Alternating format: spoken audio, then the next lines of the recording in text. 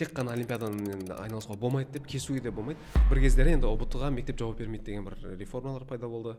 Сөйтіп мектептің көрсеткіші не деген кезде сол олимпиада рейтингтарына көп мән беріп кетті.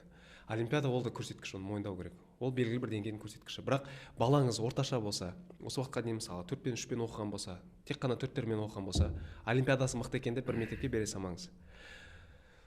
Ол жерде мынандай да бірақ нюанс бар.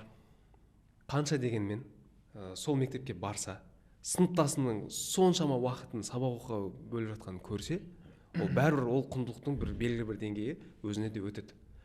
Сондықтан бұл жерде кесуге де болмайды. Тек қана олимпиадамен айналысуға болмайды деп кесуге де болмайды. Бұл жерде жүйе не деп айту керек? Олимпиадалар жалғаса берсін, болсын. Бірақ біз олимпиадаға ғана қарамаймыз. Бізге ең маңызды нәрсе балалардың қанша пайызы мысалға өз мамандықтарын табуда, грантқа оқуға түсуде деген секілді басқа көрсеткіштерге көбірек мән беру керек. Және ата-аналардан кері байланыс, оқушылардан кері байланыс алу жүйелерін қалыптастыру керек деп ойлаймын.